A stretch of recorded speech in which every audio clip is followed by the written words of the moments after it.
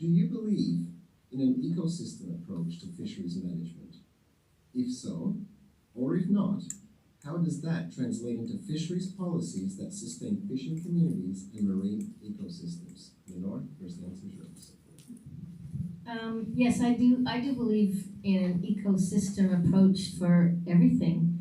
I think the problem with the world today is most people are living in a little bubble, including governments, and they only see what's in front of their faces, and they only see what affects them. And what we need to remember is that we're all connected. I believe in the interconnected part of everything. It's a web. So what we do to one part affects everything. And with our fisheries, it's been pretty clear that, yeah, they have been overfished. And the aquaculture programs that we've been doing have not been working, which is why I think that it's so important to preserve our marine areas and habitats. And I like the idea that the Liberal government is looking at 25% of protections by 2025, 30% by the year 2030. But I also believe that the fisher folks are under threat when we talk about Northern Pulp, Boat Harbor, and the fact that Boat Harbor needs to close in 2020, and that the fishermen need to be protected.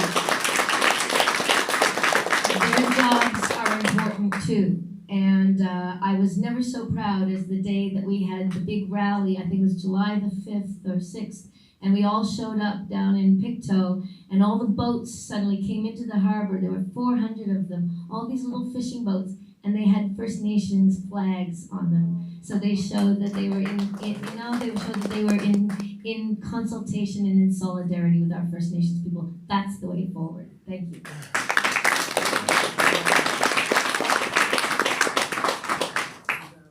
Well, we do have to take an ecosystem approach, because this gets back to what I was basically speaking about earlier, and it's all about the unintended consequences. When we focus on just one thing, like, well, for an example that pops to my head is we stopped the seal hunt. Well, that had a ripple effect through, and now we have, as a couple of years ago, where they're talking about doing a cull because the seal population got too high. Well, one of the seal's main diet is fish. Well, if we're both competing for the same amount of fish and we're not controlling that population of seals, well, of course we're going to deplete the fish stocks, and they're never going to have a chance, because there's two of us competing for the same food, and unfortunately that's not going to work. So we do need to have an ecosystem approach, because everything we do has a consequence.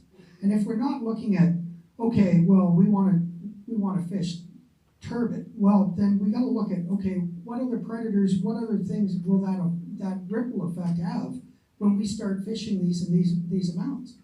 I mean, we have a history of where at one point our federal government's fisheries minister was from the prairies. What does he know about fishing on the East Coast? I mean, we've got to do this right, and we've got to do it with everybody involved. I mean, we keep doing this in a bubble out of Ottawa without having the people that are on the ground that do it for a living actually involved in the discussions, and that's where we really have to change. Thank you very much. Well, modern fisheries management, which has been practiced for almost a century, needs to work with an ecosystem type program to make sure we work together and support both our fishing industry and the environment. Now, Canada's Conservatives strongly support the protection of our oceans, rivers, and our fisheries. We've always believed in being good stewards of the environment. We recognize the importance of fishery to rural and coastal communities. Now, when we were in power, we actually started to fund some onshore fish pens. That way we break a lot of protein. The world needs protein. The world needs fish. But we have to do this in such a way that we're friendly to the environment. We don't want sea lice and other things to grow and infect our fish stocks.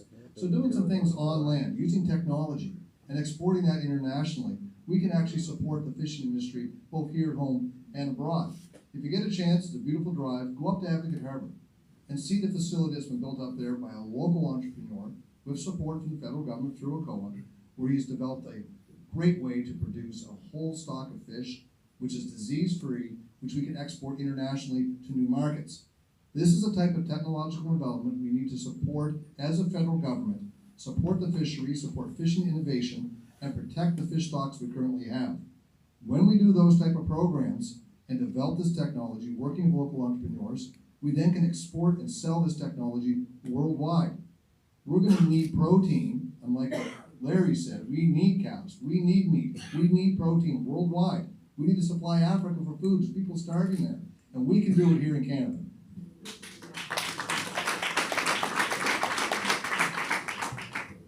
When it comes to creativity, we can cut out the oil and gas exploration. That's going to help. That's going to help protect the fishery. We can make sure waste from pulp plants is not dumped into the harbor.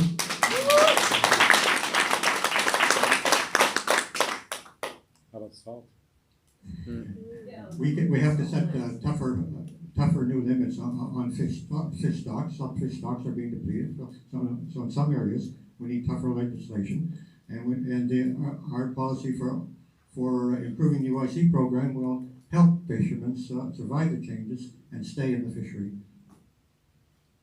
Yes.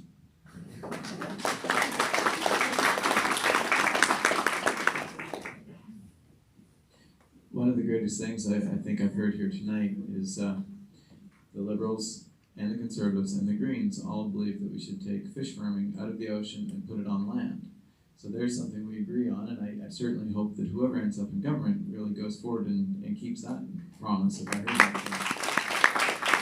We need to rescue the ocean entirely. It's not just a matter of dealing with any one thing. Obviously we need a I can't remember a marine ecosystem approach.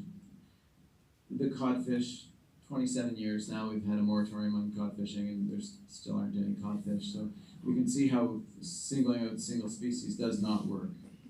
But at this point, if we just look at, Nova Scotia's ecosystem, it won't be enough either. We have ocean acidification that's going on. The oceans are absorbing the carbon dioxide that we're pumping into the atmosphere, and it destroys calcium-based life forms. So plankton is a calcium-based life form. It makes oxygen. It's so important. So we have to deal with all of this at once. So we can fully implement the co-management provisions of the Oceans Act.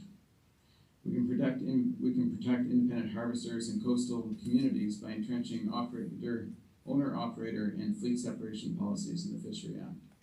What that does is it makes sure that people are fishing are local people from Nova Scotia, and that the fish come back to shore here. That's all I have time for.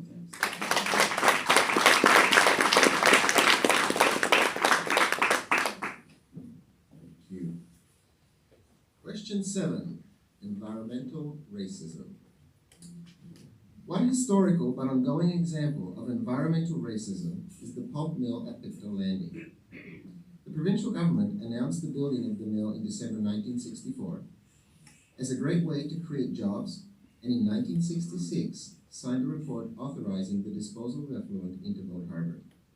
Some groups claimed the project was able to go ahead because of misinformation shared with members of the Pictou Landing Band, officials at the Department of Indian Affairs, and the general public. The federal government was legally required to protect the band and could have turned down the request to transfer the riparian rights for Boat Harbour to the province. Remarkably, instead of seeking independent expert advice about how the mill's effluent would affect Boat Harbour, the federal government handed over the rights, in effect giving the green light to the project. The question is, do you support the province's Boat Harbour Act and the deadline to stop treating effluent there in January 2020, yes or no? What changes will you call for so that governments at all levels and industry can no longer take advantage of and trample on the treaty rights of Indigenous people? First response goes to Bill. Oops, forgot it was my turn. Yeah, I do support the Boat Harbour Act and the deadline, and I mean, our First Nations have gotten the short end of the stick, to put it bluntly, over many years. I mean, we're talking Boat Harbour here, Ottawa, Piscataquen out west. They're dealing with problems of chemicals and mercury contamination, and it's from another mill. I mean, it's unacceptable. I mean, we shouldn't be doing this to each other. And I mean, even the history of a lot of the First Nations reservations, you only have to go to Indian Brook, which is basically they were put in a swamp for the most part. So how are they gonna grow their own food or do anything beneficial to themselves? It's a whole thing when you talk environmental racism with the First Nations about making them dependent on the government for their survival. I mean, it's unacceptable to me that we even have to have these conversations. And when you talk about something like Boat Harbor, why didn't the federal government step in, the Liberals, the minute they talked about a pipe into the strait? Because that's federal jurisdiction. It should be, okay, whoa, wait a second here, let's pump the brakes and let's actually have a look at what the possible ramifications are for this treatment plant. Like at this point, I've tried doing the research and I can't find out what the outflow is supposedly supposed to have for chemical content and whatnot. I mean, that's the other thing you gotta look at too, is what are other jurisdictions doing for the same type of mills? Well, that's me. Thanks.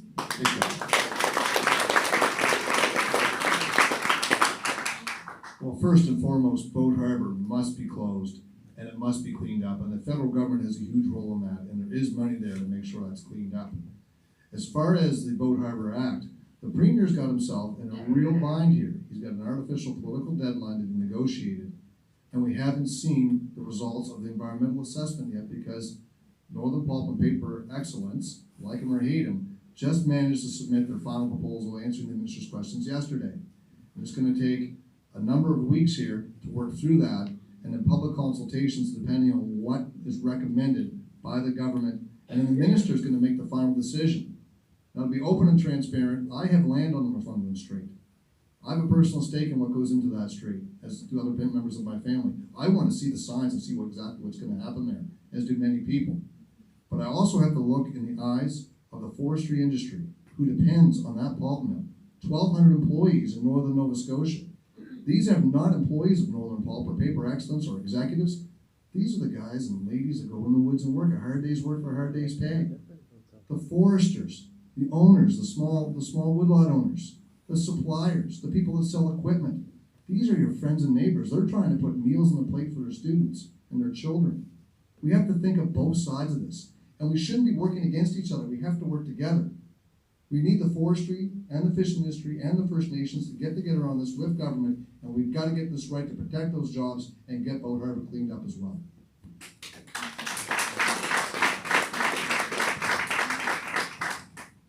Well, yes to the deadline. We have to take the risk that the plant could close, but I think any closure would be temporary. The company has a lot of investment in that area, and they're not going to just pick up and take off because if they can make a business there, they're going to stay around and it would not be. In terms of how we can prevent that, well, the NDP is talking about implementing all the recommendations of the reconciliation report with all conditions being in agreement with the United Nations Declaration on the Rights of Indigenous People. That's a beginning. That's all.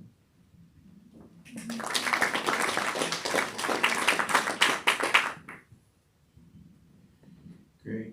It's an important question. I think I may have understood the question a little different than some, but the answer is yes. The Boat Harbor Act, it's a promise made, and that promise has been made and broken at least twice before, and it needs to be kept. Full stop. But I understand the question to be, what will we do to try to ensure that First Nations people don't be taken advantage of in such ways in the future? So the Green Party recognizes the inherent sovereignty and title of Indigenous peoples. We fully embrace all 46 articles of the United Nations Declaration on the Rights of Indigenous People. A green government will remove all obstacles within judicial, legislative, and executive branches of government to wholly implement the United Nations Declaration on the Rights of Indigenous People. We support the full implementation of treaties and other self-government agreements between Canada and Indigenous governments. A green government will uphold and fulfill Canada's responsibility in all agreements with Indigenous peoples. The Green Government will implement the calls to action from the Truth and Reconciliation Commission and the inquiry into missing and murdered Indigenous women and girls. And finally, the Green Party rejects the Indian Act as racist and oppressive legislation Okay. and is committed to dismantling the act in full partnership with First Nations taking the lead role in the process.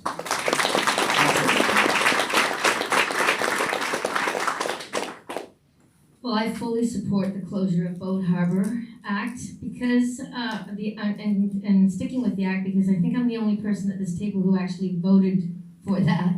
It was an all parties vote, and we all agreed to it, all three parties in the Nova Scotia legislature, and we should stick to it. So I don't think that the Premier is stuck in this position. We chose this position.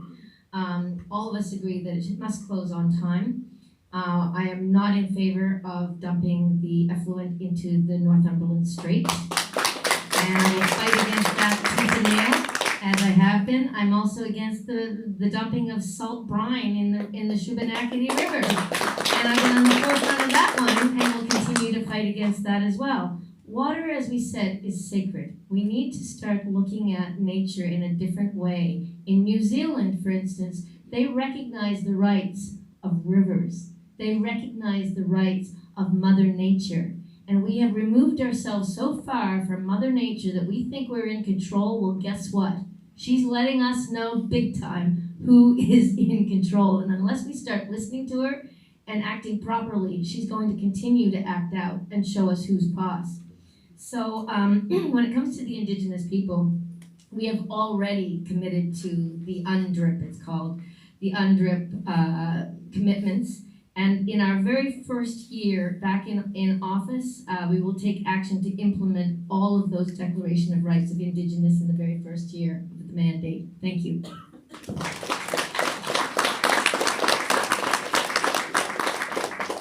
Okay, thank you. And we're into the final stretch here with question 8, which is focused on policies and funding for resilience. Nova Scotians have experienced Nova Scotia have experienced the effects of climate change and feel anxiety about the impact on their quality of life and the future that awaits the youth. With every bad storm, like Hurricanes Juan and Dorian, there is more and more damage to homes and infrastructure, coastal erosion and flooding.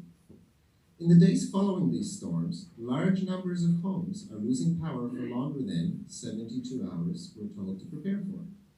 Experts say that over time, these storms will become more frequent, will travel more slowly, allowing them to do even more damage.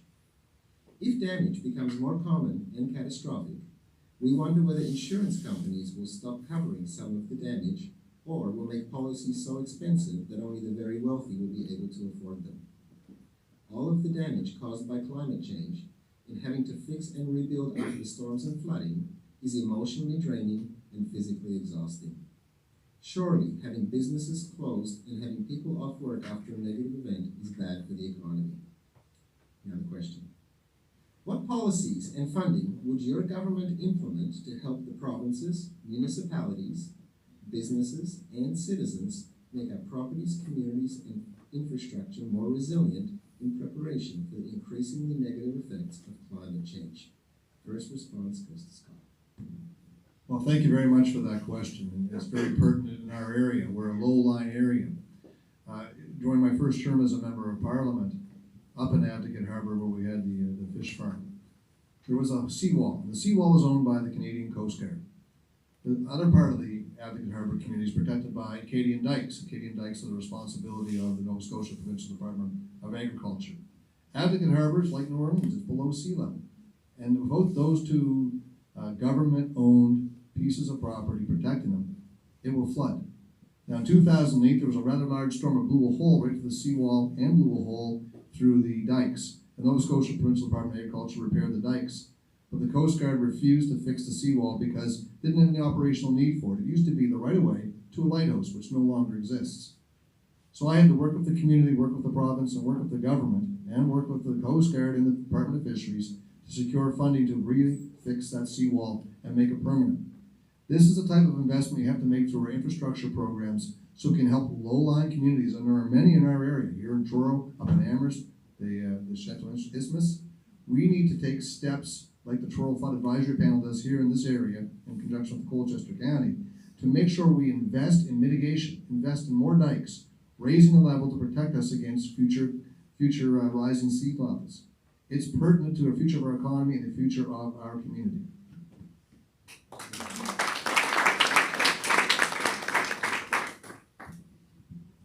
I just found out recently that there's a water purification system has been developed that if water's been polluted by chemicals or whatever, that can purify it to the point where it can be drunk and or that creatures can live in it.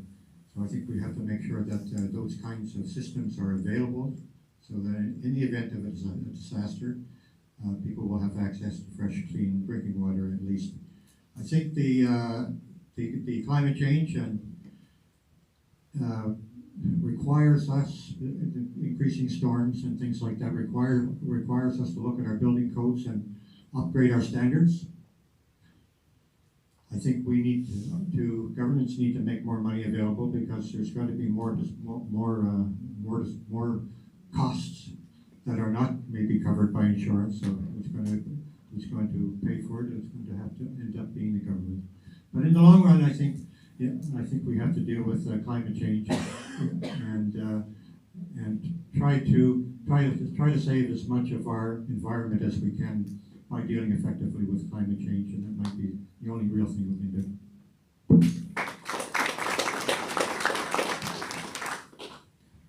One of the most important things we can do is change everything. So if we change our housing, which the Green Party has a plan to do, and we most definitely need to change our housing, because we need to have our houses so that they don't need amazing amounts of energy they currently need. So we need to insulate our houses so they use a very little bit of energy to heat them. We need to change insulation and windows. We need to have some form of electricity, if not on every single house, at least enough on houses gathered together so that we can do what we call net zero. So I've just built an off-grid house. So my house, we create our own energy from the sun. And the reason I'm telling you this is because we just had an extreme weather event. We had Hurricane Dorian. And of course, I was told, oh, you have an off-grid house, you better have a generator. So I bought this little 2,000 watt generator, which I basically never used because my house makes its own energy. But of course, when we had Hurricane Dorian, nothing happened at my house. Everything was fine. I built a climate change ready house, and I had no problem with climate change when it came to my house. I lent out my generator to many people who live on grid, and despite the fact that the insurance company asked me how I'd ever manage when the power went out, I wasn't the one with no power. And when we change everything, we prepare ourselves for climate change. We help climate change, and we get ready for climate change. And that's a big part of the Green Party's plan. And please look at the platform. I don't have time to read it all to you. Thank you.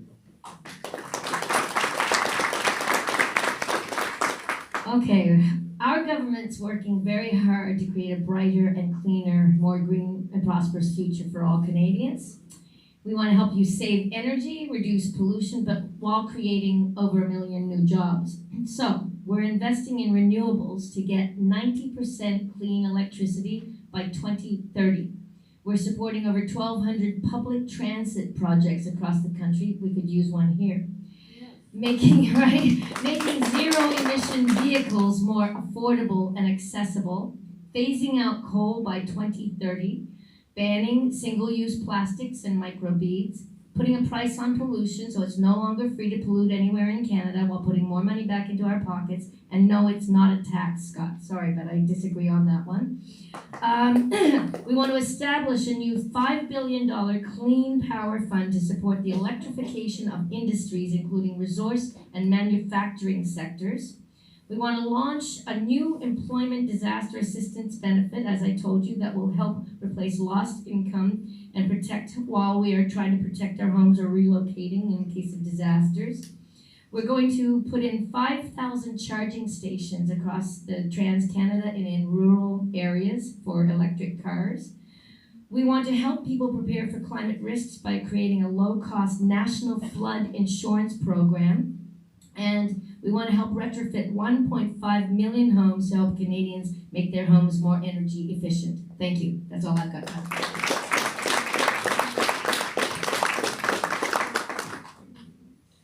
Well, I guess this is a point where I can show where my party's a little bit different, because we believe in tenets of individual freedom, personal responsibility, respect, and fairness. And when it comes to the environment and policies, it's a shared jurisdiction between the provincial government and the federal government. Well, rather than dictating from Ottawa some type of blanket solution for all the provinces, we believe you know what's best for you. So we would let the province deal with their own plans for mitigation, and essentially I would be here to say, how can I help? If you got a plan to try to change something or something to address your unique issues, I'm here to help. I'll help to get funding or do what I can to help in that regard, but I'm not going to try to dictate from Ottawa.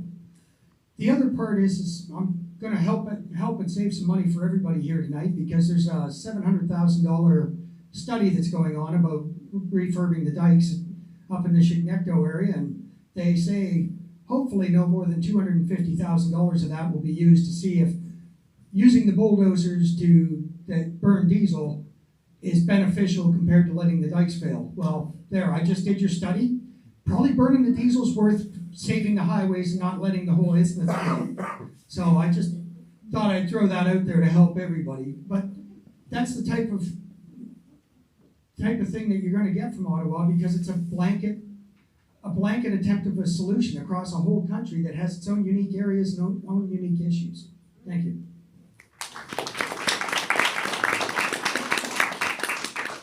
Well, thank you. That's the 8 questions, first 4 that were common for everybody, and the last 4 from our community. Thank you so much if you had a hand in submitting those. Now, Michelle's just going to get our clock set up here for our closing comments.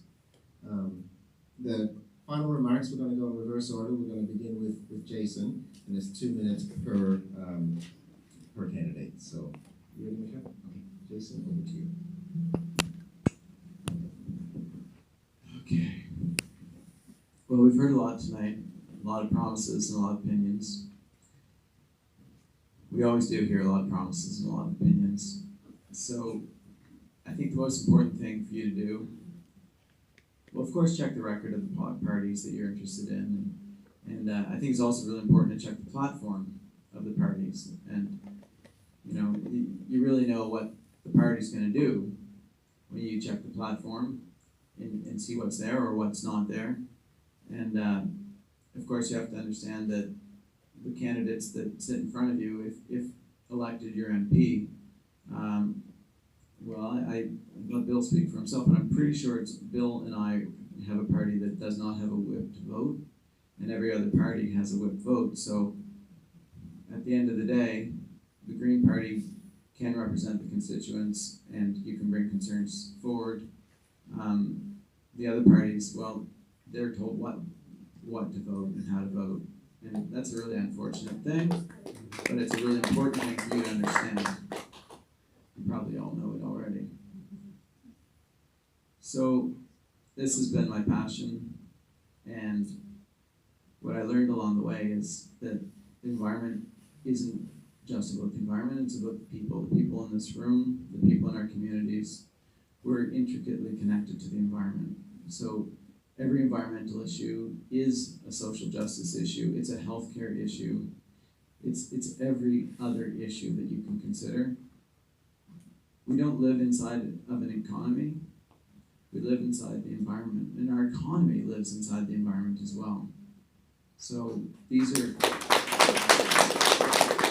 crucial things that we have to keep in mind when we go to the polls here in a couple of weeks. I thank you so much for everyone coming out. It's been a really interesting evening. Thank you.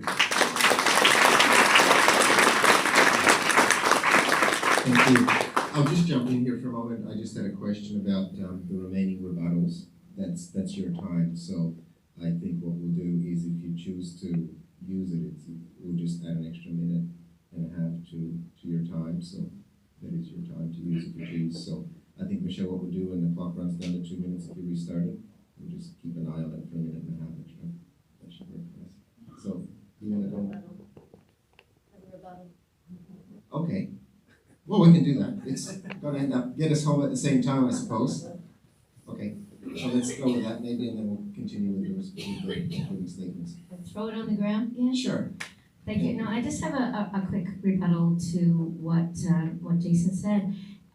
He said this a number of times now that the other parties don't have the opportunity to stand up on our own 2 feet and fight for what we believe in if we get to Ottawa. But in fact, I found out that's not true when it comes to the Liberal Party. We are actually, in fact, to vote against bills if we choose to.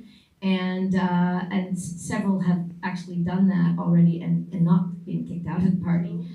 So I certainly intend to use what I have. I disagreed with the government on a number of occasions in the legislature, and I got booted out of the House for a day. One of the times was for standing up for the grassroots grandmothers who'd been arrested in Alton Gas, and I was talking about them and fighting for them, and I got booted out because of that.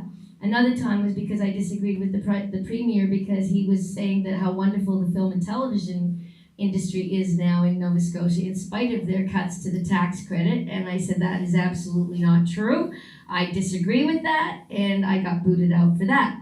But here's the deal. When you're in a government, and in a majority government or minority government, you do your fighting around the table. You come into the room and you fight like hell for what you believe in. You stand up and you speak out for what you believe in. So many people just sit on their hands. They're terrified to say anything, either because they don't want to get in trouble or they'd like to be a cabinet minister. So, oh, sorry, I guess it was 2 Minute and a minutes. half of the rebuttal, So sorry. anyway, that's the rebuttal. Thank you. I'm making it up as we go. Sorry, I was just looking at the numbers. Sorry. Okay, Larry. Climate change is my big issue in this, and my party has a great plan that will result in the creation of hundreds of thousands of jobs, many of which will go to rural areas. Carbon tax is an important part of that project, and unlike what the liberals are doing, they're giving rebates to some of the biggest polluters. So we will roll those rebates back and make sure they don't make it more fair. I'm a big supporter of sustainable agriculture and in protection of forests and rivers. And our party also, as the Green Party has indicated, would implement an environmental bill of rights to make sure everybody knows they have the right to clean water and air under the law. And I'll leave it at that.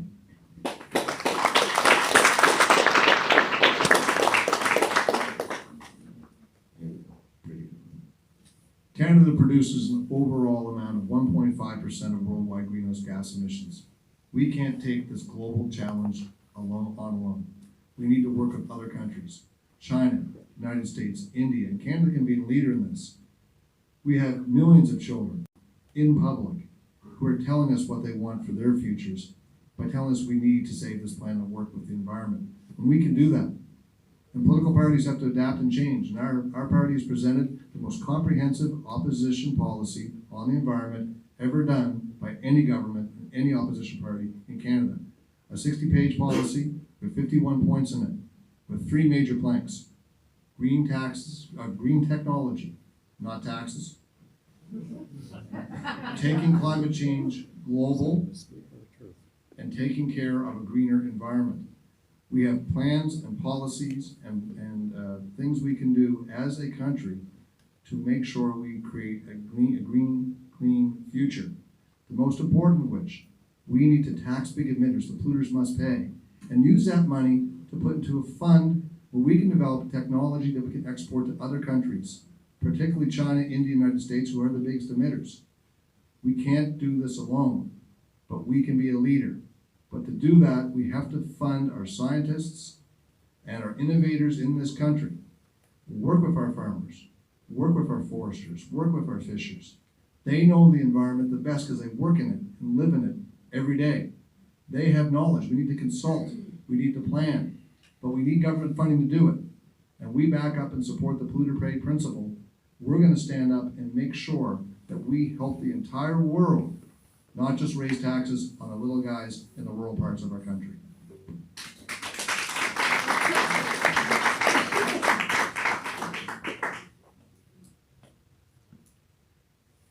Climate change is real. Nobody's gonna argue with that, nobody's gonna dispute that. Now, when my party, where we differ, I don't care whether you call it a carbon tax, a levy on whoever. It means the government's taking more money from you. Whether it's taxing, like the conservative plan, and it's implementing a tax on the big corporations, the big emitters, well, what happens? They're just gonna charge more for their product in the end, so you're still gonna pay. We're the only party that believes that we will repeal the carbon tax, and we will put the proper regulations in instead to protect the air, the land, and the water. The Paris Climate Accord, for example, I mean, the conservatives and the liberals tout that they want to meet those targets for 2030, but yet when you look at the actual documentation, which I have, China and India both commit to stop increasing their emissions by 2030.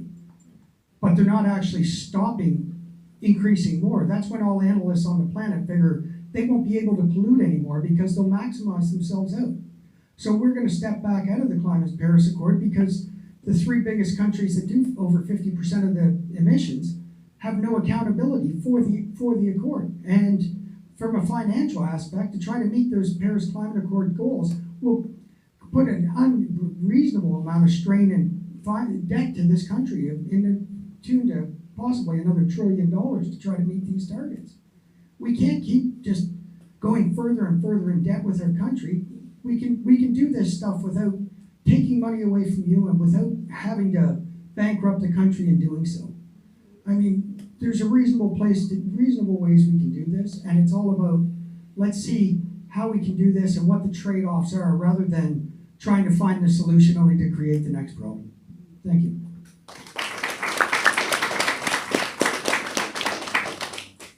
Well, thank you very much for tonight, and thank you to my collaborators here for giving their ideas as well, and thank you for holding this select here at the NSCC. The Liberal Party of Canada joined 65 other countries and the European Union in its commitment to get Canada to net zero emission by 2050. And we are saying that we're going to set legally binding 5-year milestones based on the advice of climate experts. I think that is an extremely good opportunity for us to get a country who is seriously committed to dealing with climate change. We must lead on this issue. I think the federal government must lead on this issue, and Canada must lead on this issue, since there's a number of other countries around us who seem to be not taking climate change quite so seriously, unfortunately. So our Liberal government will continue in its actions to fight climate change. We have a strong plan to protect a clean environment and grow the economy. And as I've said before, I have spent so many days, nights, weeks with our First Nations people right across this province, fighting for Mother Earth, fighting for a clean environment, fighting to protect the waterways of this beautiful province, and we need to do this right across the country. Having parties who are in charge, or if they get in charge, who do not intend to do this kind of thing and want to help keep the fossil fuel industry going and keep our addictions to fossil fuel energy going is not the way forward. We have to think positively, and we have to be proactive. So that's why I'm running for the Liberal Party this particular time. I believe in what they're doing. I believe that we need clean electricity to power our homes, workplaces, vehicles, and industries, and that we need to use our energy more efficiently. We need more resilient infrastructure and ecosystems, and I believe we can do it. Thank you. So, to request for additional time, the show is just going to get our clock ready for 1.5 minutes, so it's easy to. There we go. So Jason first, and then Scott. Okay, Jason, time's yours. Thank you. I have to tell you, as calm as I look sitting here, or maybe I don't look calm, I feel so frustrated. We have all these children marching around the planet, and we have the parties at the tables sitting here talking about what a great job they're going to do for climate change, how we're going to do all these wonderful things, but yet the Liberals have bought a pipeline. Both the Liberals and Conservatives have committed to building the Trans Mountain expansion. When you build a pipeline and expand it, you definitely are not cutting back on oil and gas development. I'm sorry, Larry, but the NDP supports LNG development in British Columbia. Again, it's the same thing. We don't have time. If you read the IPCC report from last November, we don't have time for these games. We have to do what the children are begging us to do, and that is to meet the targets that are set by all of the scientists in the world. The leading scientists in this world are telling us what to do, and we need to do it. And that's the best I can do. I'm as patient as I can be, but I'm very, very frustrated. Thank you very much. So I see Scott next, and then Larry. The oil and gas industry is a huge economic driver in Canada. Currently, we're burning Saudi Arabian oil in our furnaces, and we're motorizing our cars with international oil. The west to east pipeline would have made us energy self-sufficient in Atlantic Canada. It would have created a whole new industry. We could have exported 400,000 barrels of Canadian oil in the international market for the international price.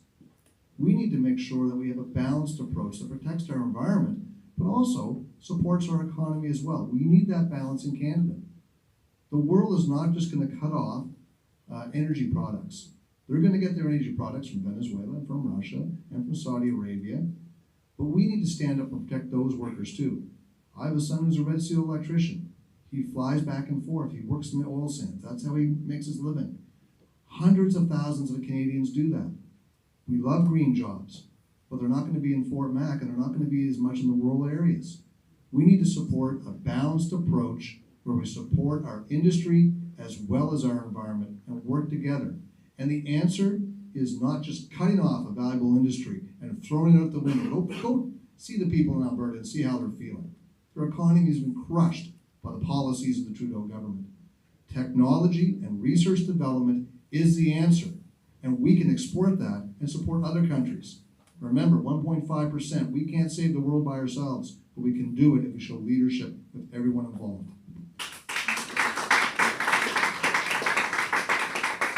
Just on the comment that our leader is supporting LNG development in British Columbia, I've read conflicting reports on that. And so I'm not sure if he is or he isn't, but if I'm elected, I'll tell him not to.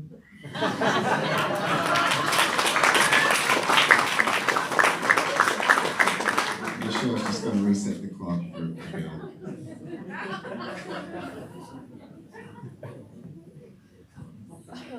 Okay. Okay, this is where we get back to what I was saying about unintended consequences again. When we start talking about, eliminating oil and gas, well, that's great, but let's deal with facts and figures and the logic that we need to. I mean, to produce the same amount of energy out of a $60 barrel of oil, you would have to build a battery that would cost you $200,000 today. We're getting better, but we're not there yet. And to go to a 50% renewable energy in the world, which would be approximately 7 terawatts, we would need 34 million metric tons of copper, 40 million metric tons of lead, 50 million metric tons of zinc, 102 million tons of aluminum, and 4.8 billion tons of iron. I mean, that's what I'm talking about when I say unintended consequences. I mean, to do that, how much pollution would we create to try to mine all that so we could go to this 50% renewable?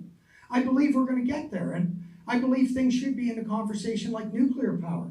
I mean, it's expensive, it's not fun. I know some people are going to moan about it, but when you're talking about emissions and trying to clean up the planet, it's got to be part of the conversation. The analogy I like to use is, it gets very emotional when we start talking about climate change. And if your house is on fire, it's okay for you to be emotional because your house is on fire. But when you expect a government official or your firefighter to show up, if they're every bit as emotional as yourself, then you're going to have problems. Thank you, sir. Okay, well. Oh, you have a leaf. We didn't script that in, so I'm going to save that for after the debate, folks. Look, I'm amazed at how much you can fit into a minute and a half. All of you, thank you so much. Thank you for your candidness. Thank you for your insight. And respect for each other in the audience. And thank you. You have been a phenomenal audience. I've got to be honest with you, this is my first kick at the can, and watching federal debates, I don't know what I'm waiting for. But you know what? Thank you so much. It's been a wonderful evening. Thank you to Living Earth Council who organized the debate this evening. And we've done a lot in kind today, but there is some minor cost to putting an event on like this. So I believe outside Holly there is a collection. So by donation, if you want to support the environment in general and groups that work on supporting the environment, please consider a donation on your way out. Jennifer's out in the hallway. Besides that, safe travels, and we hope to see you soon, and all the best, everybody. Safe travels. Thank you.